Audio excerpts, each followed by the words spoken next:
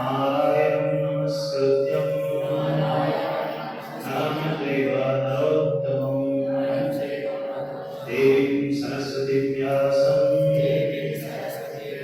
ततो जयमुदीरये नष्टप्रायेषु अभद्रेषु नित्यं भागवतसेवया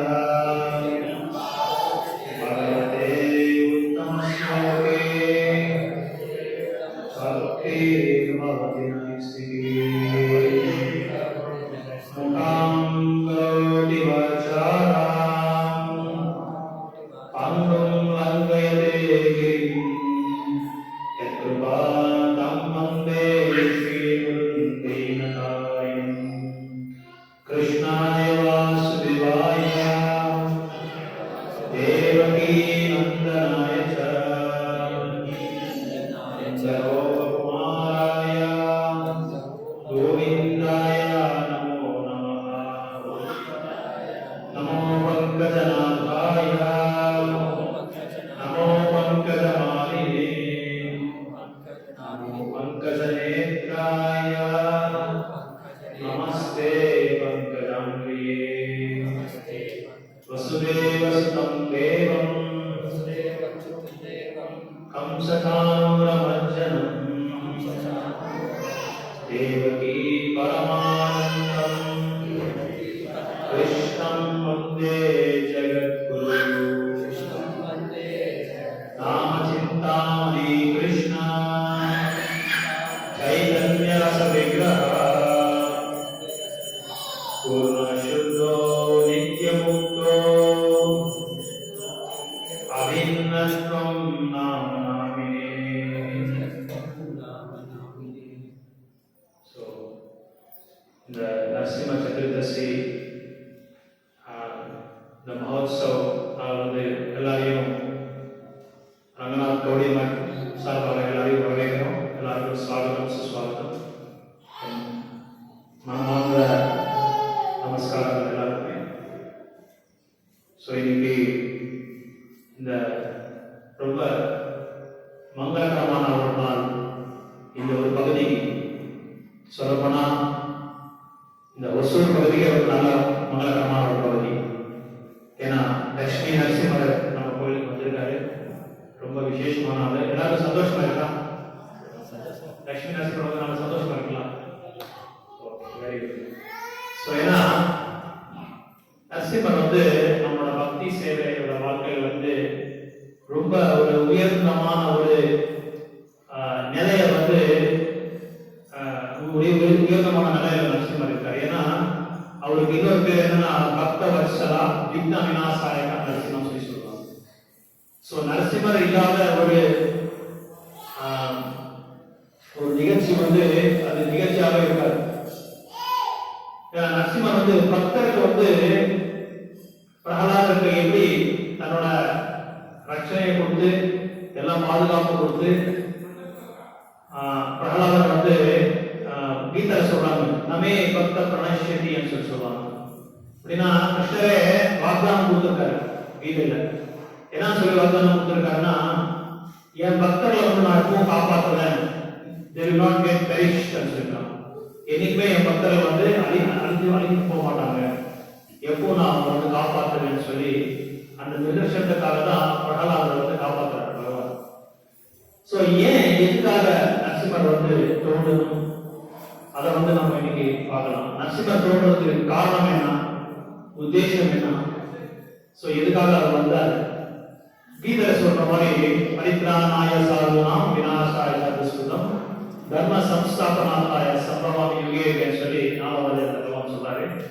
அதாவது பக்தர்களை காப்பாற்றுவதும் அரக்கங்களை வந்து வளர்ப்படுறதும் தர்மத்தை வந்து நிலைநாட்டுறதுக்காக பகவான் வந்து தோன்றுவாரு. ஸோ அந்த ஸ்லோகத்துக்கு சரியா மேட்ச் ஆகிற மாதிரி பகவான் என்ன செஞ்சாரு, நரசிம்மரோட அவதாரம் எடுக்க வேண்டிய ஒரு சூழல் அனிவாரியமாயிடுச்சு. ஸோ இந்த இரண்யகசிபு யாரு, எதுக்காக இவரை பத்தி இவ்வளவு பாகவதத்துல வந்து நீங்க பார்த்தா 7வது ஸ்லோகத்துல முழுக்க இரண்யகசிபை பத்தி நிறைய சொல்லுங்க. ஆடியோல நல்லா கேக்குதா? கேக்குதுங்களா? ஸ்பீக்கர் மேலே சத்தமா இருக்கா? கரெக்டா இருக்கா? சரியா சோ அதனால நரசிம்மர் வர ஒரு காரணம் என்னன்னா, ஹிரண்யகசிபு இன்னாக்ஷன் சொல்லி ரெண்டு பேரும் சோதரர்கள். சோ இவர் எப்படி வந்தார்னா, இவரோட தாய் வந்து தீதி. சோ தீதி தன்னோட தர்ம பத்தியை வந்து கோரமான ஒரு தபசை செய்யும்போது அந்த ஒரு சந்தர்ப்பத்துல தீதி வந்து வரப்படுறாரு தர்ம பத்தியை. எப்படியாவது எனக்கு வந்து இந்த சமயத்துல இப்பவே எனக்கு குழந்தை பெற்று கொடுங்கன்னு சொல்லி தீதி வந்து பிரார்த்தனை பண்றாங்க தர்ம பத்தி இல்லை. அப்போ அவரோட தர்ம பத்தி சொல்றாங்க, இது சரியான ஒரு முகூர்த்தம் கிடையாது. ஏன்னா சாஸ்திரங்களை நீங்க பார்த்தா குழந்தைகளை பெற்றுக்கிறது கூட ஒரு சமயம் வந்து இருக்கு, ஒரு முகூர்த்தமானது இருக்கு. ஸோ அது ஒரு அந்த முகூர்த்தத்துல தான் நம்ம வந்து குழந்தைகளை பெற்றுக்கணும்னு சொல்லி ஒரு நியமங்கள் கூட இருக்கு, ஒரு கட்டுப்பாடு இருக்கு. ஆனா அவரு அந்த தர்ம பத்திக்கு தெரியும் எந்த சமயத்துல கரெக்டா இருக்கும், எந்த சமயத்துல இருக்காதுன்னு சொல்லி அவருக்கு கரெக்டா தெரியும்.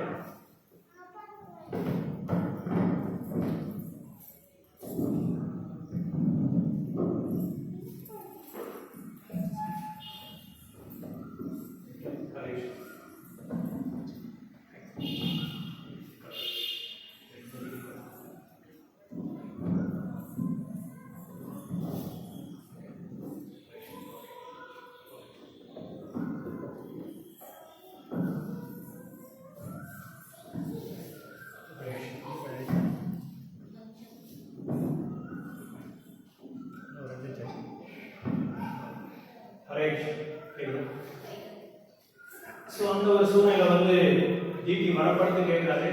இவங்க எவ்வளவு முயற்சி பண்றாங்க, இது சரியான சமயம் கிடையாது, நீங்க கொஞ்ச நேரம் நீங்க வெயிட் பண்ணு, கொஞ்ச நேரம் நீங்க காத்திருக்கீங்க, இந்த சமயத்துல வந்து குழந்தைகளை பெற்றுக்கிற சமயமே கிடையாது, அந்த நேரமே கிடையாது.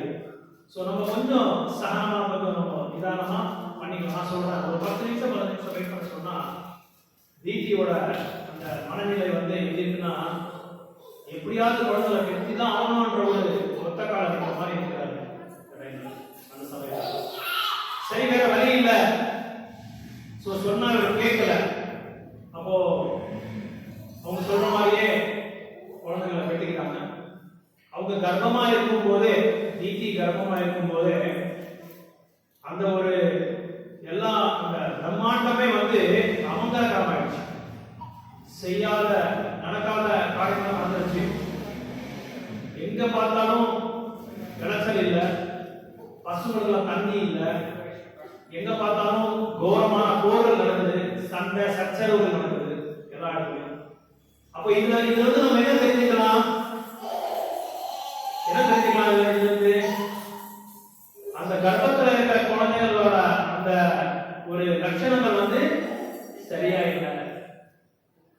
ஏன்னா அவங்க அந்த குழந்தைகளை பெற்றுக்கிற சமயம் வந்து சரியா இல்லாதனால இது எல்லாமே நடந்தது. சோ அதனால அந்த இரண்யாட்சிப்பு இரண்யாட்சியா இவங்க ரெண்டு பேருக்கு வந்து பிறகு கொடுத்தாங்க. ஜிஜி கொடுத்த பிறகு இவங்க ரெண்டு பேரும் அவங்களோட மனநிலை எப்படி இருக்குன்னா, இந்த தோட்டமே வந்து நாங்க சொல்ற மாதிரி தான் நீங்க கேட்கணுன்ற மாதிரி ஒரு ஆக்கள் கொடுத்தாங்க எல்லாருமே. யாரும் வந்து பகவான் தெய்வத்தமா பண்ணக்கூடாது, விஷ்ணு வந்து ஆராதனை பண்ணக்கூடாது, உபாசனை பண்ணக்கூடாது, நாம சங்கீர்த்தனம் பண்ணக்கூடாது. அப்படியே நீங்க நாம சங்கீர்த்தனம் பண்ணா எந்த நாம சங்கீர்த்தனம் யாரோட நாமத்தை சொல்லணும், என்னோட நாமத்தை தான் நீங்க சொல்லணும். இரண்யகசிபு இரண்யாட்சி ரெண்டு பேர் சொல்றாங்க, என்னோட நாமத்தை தான் நீங்க சொல்லணும், வேற யாரையும் சொல்லக்கூடாது. இரண்யாட்சா அப்படின்னு அர்த்தம்னா இரண்யான தங்கம், இரண்யான தங்கம். ஆக்ஷானா எங்க பார்த்தாலும் தங்கத்தை பார்க்கறது, தங்கத்தை தேடுறது, எங்க தங்க இருக்குது. இரண்யகசிபுன்னா இரண்யான தங்கம், அதுவும் தங்கம். கசிப்புன்னா மெத்த மேல தங்கத்தை மெத்த மேல படுக்கிறவங்க இரண்யகசிபு. அப்ப பாத்தீங்கன்னா அவங்க கிட்ட எவ்வளவு செல்வம் இருக்கு சொல்லி பாருங்க, எவ்வளவு செல்வம், பணம், செல்வாக்கு எல்லாமே நிறைஞ்சிருக்கவங்க அவங்க ரெண்டு பேரும். சோ இப்படி இருக்கும்போது இரண்யாட்சா என்ன பண்றாரு, எங்கெங்க யஜ்ஞங்கள் ஹோமங்கள் நடந்ததோ அவங்க எல்லாமே அதுக்கு வந்து ஒரு புள்ளி போட்டாரு, பண்ணக்கூடாதுன்னு சொல்லி. ஸோ யாரு என்னதான் முழு பிரபஞ்சமே என்ன புகழும், யாரையும் புகழக்கூடாது, நான் தான் ராஜா அப்படின்னு சொல்லி என்ன சொல்றது, டிக்டேட்டர்ஷிப் சொல்லுவாங்க, சர்வாதிகாரம் பண்றதுக்கு முயற்சி பண்ணிட்டு இருந்தாங்க.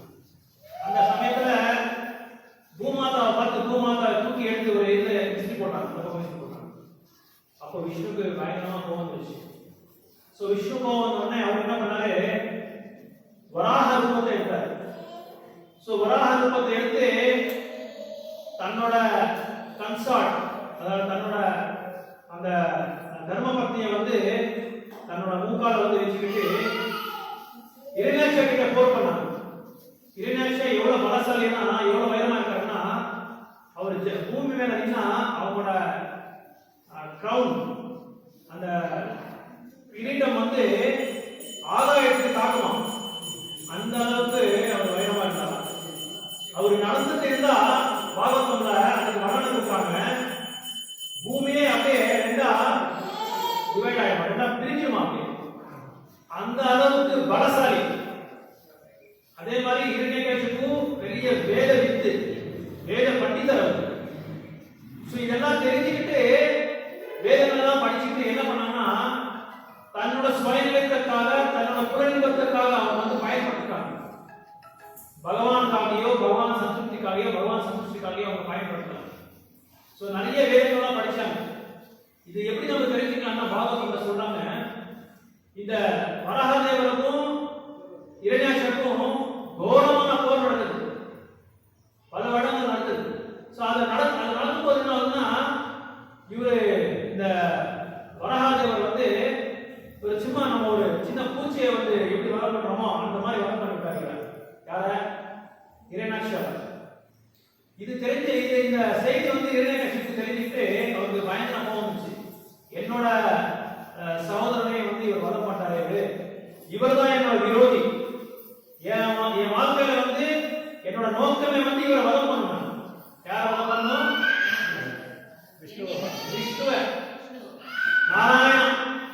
நாராயண வதம் பண்ணாங்க. ஏன் நாராயண வதம் பண்ணணும்?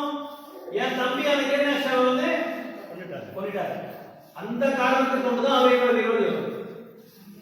ஏன்னா இவங்க ரெண்டு பேர் தான் சர்வாதிகாரம். யாரும் இவங்களுக்கு மீறி யாரும் எதுவும் சொல்லவும் கூடாது, எதுவும் பண்ணவும் கூடாது. இப்ப நம்ம சமாதானம் அப்படியே நடந்துட்டு இருக்கு, உலகத்தை நாம பார்த்தா அதுதான் நடந்துட்டு இருக்கு. அதுதான் பாகவதம் முன்னாடியே சொல்லி வச்சிருக்காங்க, இந்த மாதிரி ஒரு கலியுகத்தில் நடக்க போகுதுன்னு சொல்லியிருக்காங்க. சோ இப்படி இருக்கும்போது இரண்யகசிபு வந்து தன்னோட தம்பி மனைவி வந்து அழுதுட்டு இருக்காரு, புருஷன் இறந்துட்டாரு, உடலை விட்டாரு. 9 பசங்க இரண்யாட்சர், அம்மா தாய் தீதி வந்து அழுதுட்டு இருக்கு, எல்லாமே இரண்யகசிபு அந்த டைம்ல வராது. அந்த சமயத்துல நான் வந்து இந்த ஸ்மசானத்துல சொல்றாங்க, ஏன் நீங்க அழுவீங்க, இதெல்லாம் எதுக்காக நீங்க அழுவீங்க, என் தம்பி எங்கும் போல. அப்போ வேதத்தை சொல்றாங்க, வேத சாஸ்திரங்கள் வந்து பெரிய நிபுணர் அவர். பகவத்கீதை 2வது அத்தியாயத்துல நயனம் சிந்தன் திகஸ்ராணி நயனம் தஹதி மாலகா நச்சைனம் பிரேத என்றாப்போ நாசோசைதி மாலகான்னு சொல்லி சொல்றாங்க. இந்த உடலை வந்து உடலை வந்து நாசம் பண்ணலாம், ஆனா ஆத்மாவை விநாசம் பண்ணலாம். ஆத்மா விநாசமானது, தாற்காலிகமானது இந்த உடல், ஆனா சாஸ்திரமானது இந்த ஆத்மா. அந்த ஆத்மா அவருக்கு எதுவுமே ஆகல, நீங்க எதுக்காக அதுக்காக வந்து போறீங்க, எந்த விதமான துன்பத்தை நீங்க வந்து எடுக்காதீங்க, துன்பமே தேவையில்லை.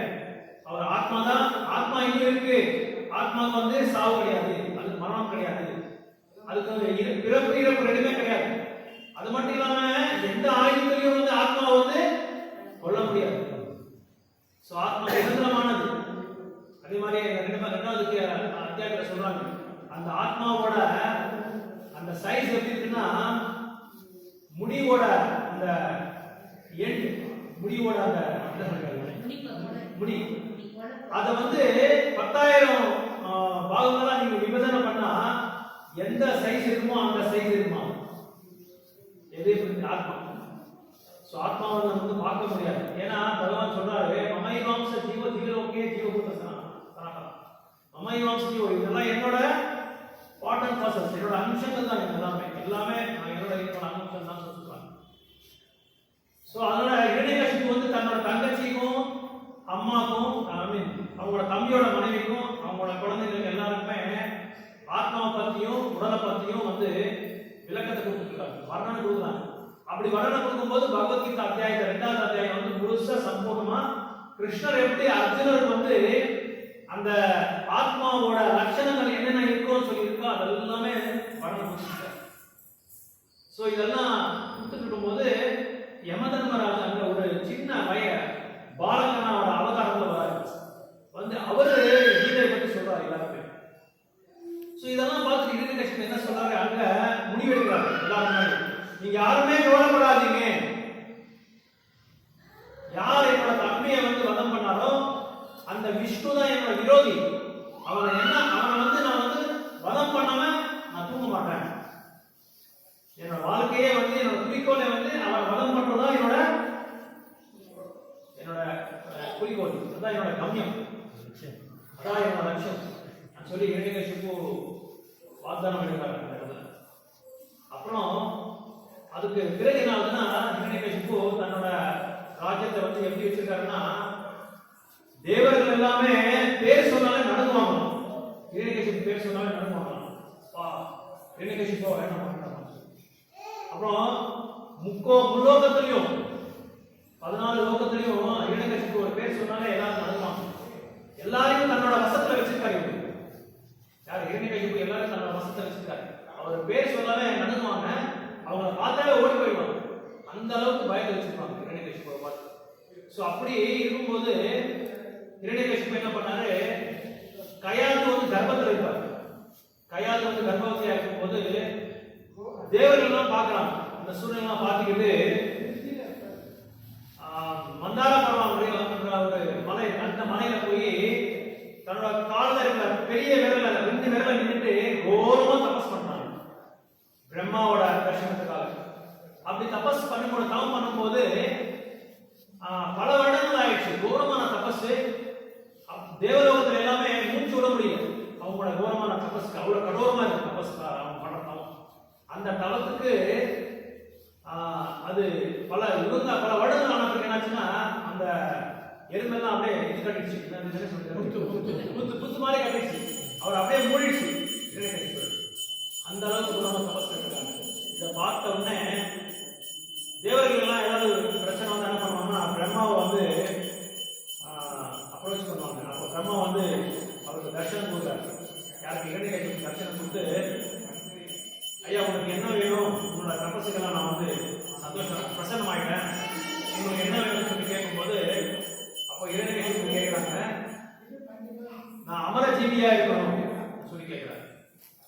அப்ப அமர ஜீவியா இருக்குன்னா பிரம்மா மனசு நினைச்சுக்கிறாரு, எனக்கே வந்து உயிர் ஜென்மா மிருத்யு ஜராவாதி 4மே எனக்கு இருக்கு, உனக்கு எப்படி நான் கொடுக்க போறேன்?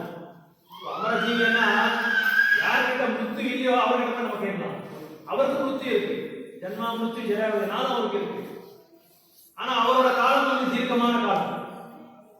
அவரோட காலம் வந்து சஹஸ்ர யுக பர்யந்தம் சொல்லி ஒரு ஸ்லோகம் வரும் பகவத்கீதையில. அந்த ஸ்லோகம் சொல்றாங்க, பிரம்மாவோட ஒரு கல்பானா ஒரு நாள், அந்த ஒரு நாளுக்கு எப்படி வர்ணனை கொடுத்திருக்காங்கன்னா சாஸ்திரத்துல, சாஸ்திர நூல்களை இப்போ 1000 இருக்கு, 1000ல 4 யுகங்கள் வந்து நம்ம பெருக்கினா அது வந்து 4 யுகங்கள் வந்து ஒரு சத்ரிகா சொல்லி சொல்லுவாங்க. அந்த சத்ரிகானா சத்யயுகா, திரேதாயுகா, துவாபரயுகா, கலியுகா, இந்த 4 ஒரு சத்ரிகா சொல்லி சொல்லுவாங்க. இந்த 4 யுகத்துல இப்ப நம்ம இருக்கிற எந்த யுகத்துல இருக்கோம்?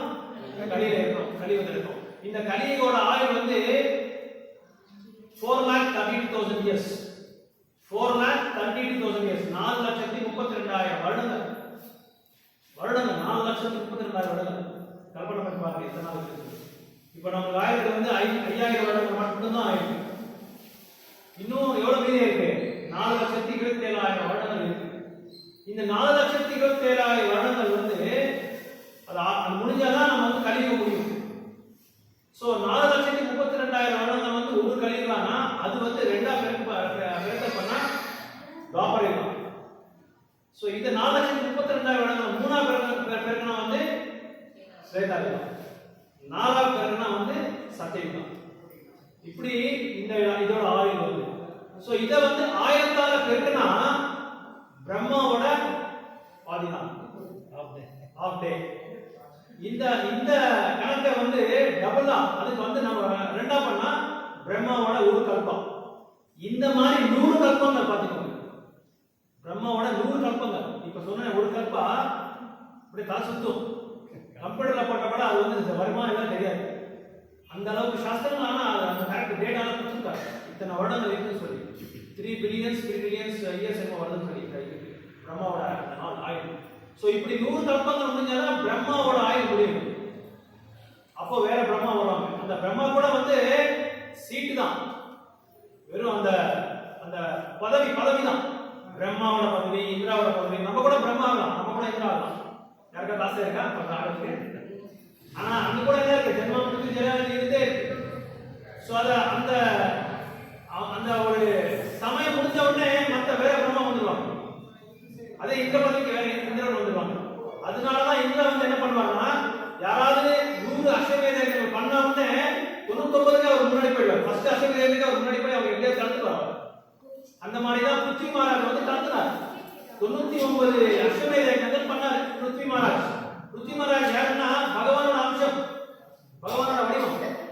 அப்படி அவர் 99 பண்ணும்போது இந்திரன் என்ன பண்ணாரு, அந்த குதிரைகள் எல்லாமே திருடிட்டு போயிட்டாரு. ஏன்னா 100வது அஸ்வமேதம் வந்து அட்டன் பண்ணா அவர் அந்த அளவுக்கு சீட்ல இருக்க மாட்டார், அந்த பதவியில இருக்க மாட்டார். அவர் வந்து உட்கார்ந்துருவாரு. ஸோ தன்னோட பதவிக்கு வந்து எந்த காரணத்தை கொண்டு எந்த விதமான ஒரு தடங்கள் வரக்கூடாது. அப்படி அவர் வந்து மெயின்டைன் பண்ணிருக்காரு. ஸோ இப்படி தேவர்களோட எல்லா பதவியும் வந்து தற்காலிகமானதுதான், ஒரு பதவி தான். இப்போ எப்படி எலெக்ஷன் வந்து 5 வருஷத்துக்கு வருது, மறுபடியும் வேற பிரதமர் வருவாரு, இல்லை அதே பிரதமர் வருவாரு, இல்லை வேற சேஞ்ச் ஆகிட்டே இருக்குமோ, அதே மாதிரி தான் இந்த ஒரு இதுல கூட பிரம்மாண்டத்துல கூட அது சேஞ்ச் ஆகிட்டே இருப்பாங்க. அந்த அவங்களோட நூல்கள், ஐ மீன் அவங்களோட ஆயுள் முடிஞ்ச உடனே அது சேஞ்ச் ஆகிட்டே இருப்பாங்க. இப்படி இரண்யகசிபு பல வருடங்கள் வந்து கௌரவமா தபஸ் பண்ணாரு. அப்போ இவர்கிட்ட கேட்கிறார், பிரம்மா கிட்ட அமரஜீவியா இருக்கணும்னு சொல்லி கேட்கும்போது பிரம்மா மனசுல நினைச்சிட்டு ஒண்ணுமே சொல்லல.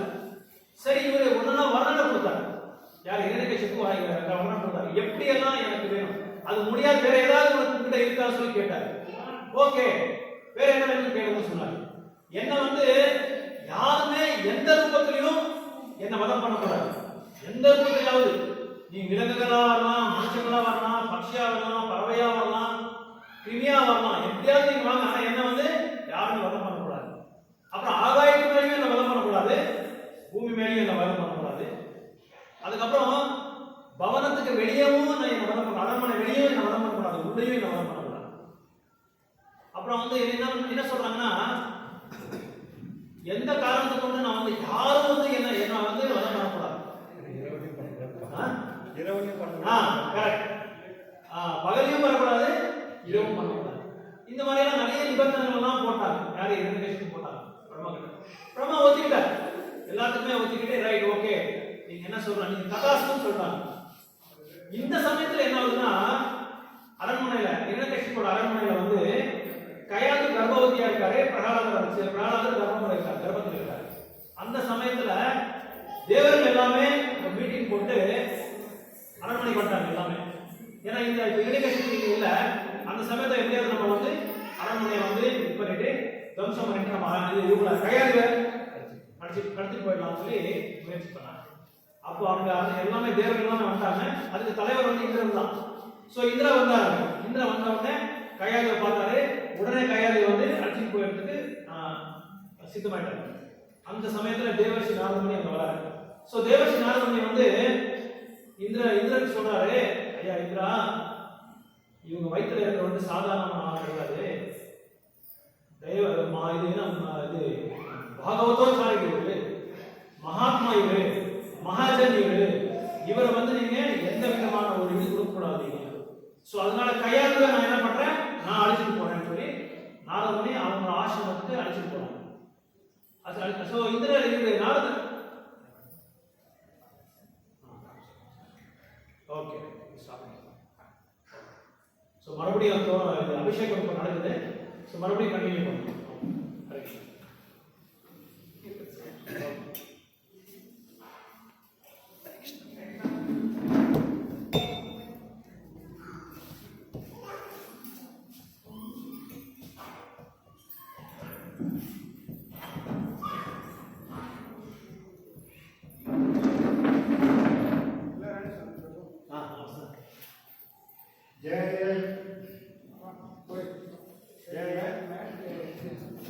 जय श्री कृष्ण चैतन्य प्रभु नित्यानंद श्री अद्वैत गदाधर श्रीवासादि गौर